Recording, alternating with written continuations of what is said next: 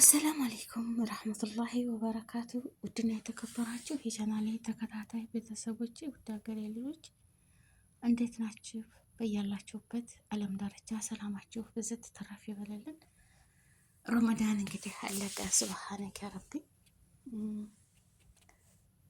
ዛሬ 26ኛው ቀን ገባ። ሱብሃነከ ረቢ። አላህዬ ለይለቱል ቀድርን 27 አላህ ይወፍቀን። ለይለቱል ቀድርን ከይሩ ምን አልፍ ሸህር ያ ረብ። አላህዬ ጾሞት የሚጠቀሙት አላህ ያድርገን። ሀገራችንን ሰላም ያድርግልን።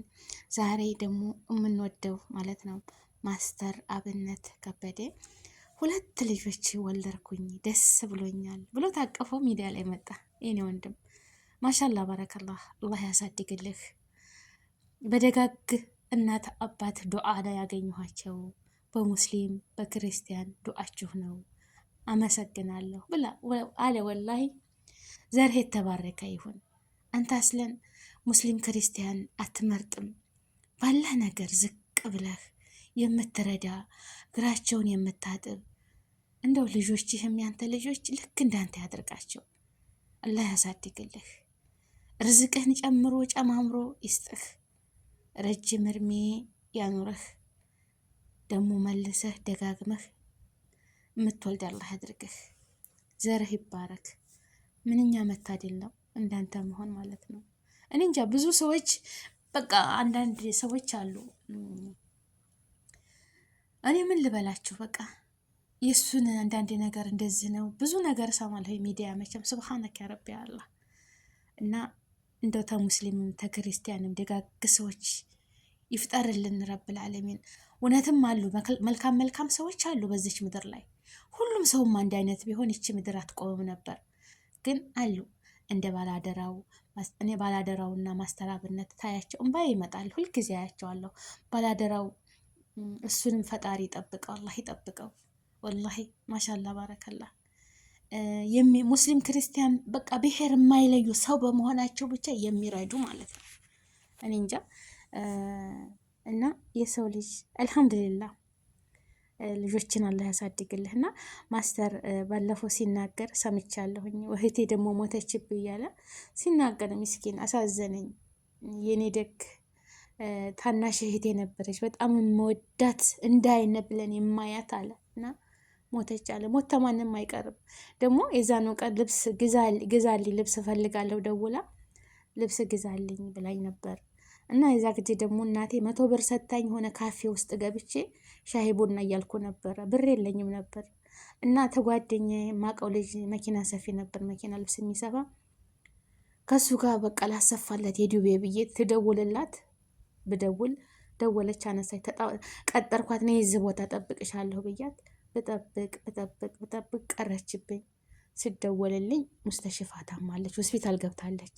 ሆስፒታል እንደደረስኩኝ ትንሽ ያው ህይወቷ ነበር እንደታቀፍኳት ህይወቷ አለፈ አለ። ሱብሃንአላህ ልብ ይሰብራል። ግን ያው ደጋግ ሰዎች ይፈተናሉ። እንኳን ለእህትህ አይደለም ማስተር ማለት ነው፣ እንኳን ለእህትህ ደግነትህ ለማታውቃቸው ሰዎች ዝቅ ብለህ የምትንሰፈሰፍ እንተ እንኳ ልብስ ኑሮህ ማለት ነው፣ ልብስ ኑሮህ ጥሩ ልብስ መልበስ እየቻልክ ከወገኖች ጋር እኩል እንዲኮን ዝም ብለህ ልብስ ለብሰህ የምትረዳ ሰው ነህ እኮ አንተ ትለያለህ። እንጃ። እስኪ ዱአ አድርጉለት፣ ልጆቹን የሚያሳድግለት፣ ተክፉ ነገር ሁሉ ይጠብቀው።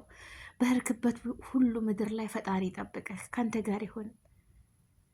በነገራችን ላይ መጥፎ ሰዎች አሉ፣ ደጋግ ሰዎችን እንዲቆዩ የማያደርጉ። ግን ሰማይና መሬት የዘረጋ ጌታ እሱ ይጠብቅህ፣ እሱ ተጎንህ ይሆንልህ። ከነ ልጆችህ፣ ከነ ቤተሰቡ፣ ከነ ባለቤትህ፣ ከእናት አባትህ፣ ሁሉም አላህ ረጅም እድሜ ያኖርህ። ልጆችህም ደግሞ ያንተን ፈለግ ያንተን አራያ የሚከተሉ ያደርግልህ። በነገራችን ላይ ልጆች ቤት ውስጥ የሚያደርጉትን አይተው ነው የሚያርጉት። እናታቸው ቋጣሪ ከሆነች ወላሂ ነው የምላችሁ እንደ እናታቸው ነው የሚሆኑት። ልጅ አስተዳደጉን ነው የሚለው ማለት ነው።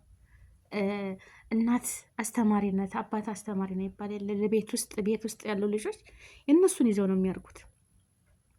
አባት የሚቅም ከሆነ እንደነሱ ነው። ቅጠልም ቆንጥሰው ቢሆን ልጆች የነሱን በቃ የሚያደርጉትን የሚሰግዱ ከሆነ እንደነሱ ነው ሊሰግዱ የሚሉት። በቃ ሁሉን ነገር የሚማሩ ከሆነ ቁርአን እንደዛ የእናት የልጆቻቸውን ይዘው ነው የሚያርጉት። እመኑኝ ወላሂ ነው የምላቸው ልጆቻቸው አላህ ስብሐነ ወተዓላ እሱ ልቡን ያቀናለት አላህ የመራው ብቻ እንጂ እቤት ውስጥ የምታረጉትን እናትና አባት የሚሰግድ ዱዓ የሚያደርግ ልጆቻቸውን ተርቢያ የሚያደርግ ከሆነ እነሱም የእናትና አባታቸውን የሚያደርጉትና ይዞ የሚወጡት እና ልጆች የሚያንተን እንደሚከተሉ አላህ በዚህ የሰው ልጅ የሚፈጥረው አላህ ነው። ሩህ አድርጎ አንድ ሰው ቤት ውስጥ 3 4 5 ወንድሞች እህቶች ሊኖሩ ይችላሉ። ሁሉም አንድ አይነት ይሆናሉ አይደለም። ይሄ አላህ አፈጣጠር ነው። ግን አንተን መልካም አድርጎ ነው የፈጠረህ ወንድማችን። ፈጣሪ ጠብቅህ ባለህበት፣ ልጆችህንም ፈጣሪ ያሳድግልህ። ደግሞ እድግ ብለው ተምረው ጨርሰው ነገ እንዳንተ ደግሞ ልጅ ወልደው የልጃቸውን የምትታቀፍ ዛሬ እንደዚህ ታቀፋቸዋል አይደለም። ነገ እድግ ብለው አንተን ደግሞ በእጃቸው ታጥፎ የሚጦሩህ የሚንከባከቡህ ያደርግልህ። ሀገራችንን ሰላም ያደርግልን። ሰላም ለሀገራችን። እውነት ሰሞኑን በሚዲያ ላይ የማየው እህታችንን ከትምህርት ቤት ታፍነው የተያዘች ልጅ ኢቢኤስ ላይ አቅርበዋት፣ አሁን ደግሞ ሌላ አጀንዳ ከፍተዋል እንደገና። በጣም ያሳዝናል። ብቻ ሀገራችንን በዛም በዚህም ሆኖ ሳይሆን ሰላሙን ያምጣልን፣ ሰላሙን ያምጣልን። ምን እንደሚደረግ የሚያውቅ ሚስጥሩን አዋቂ ፈጣሪ አላህ ሰላሙን ያምጣልን። እሱ ነው የሚያውቀው። በቃ ውስጥ ሚስጥሩን ሁሉን ነገር የሚያውቀው እሱ ነው። እንደገና እሳት እየቆሰቆሱ እሳት እየጫሩ የሚያደርጉትን ህዝቦች ሰላም ሰላም ሰላም ያምጣልን። ሰላም ካለ ህዝቡ በሰላም ይኖራል፣ ይበላል፣ ይጠጣል፣ ይታከማል፣ ይወልዳል።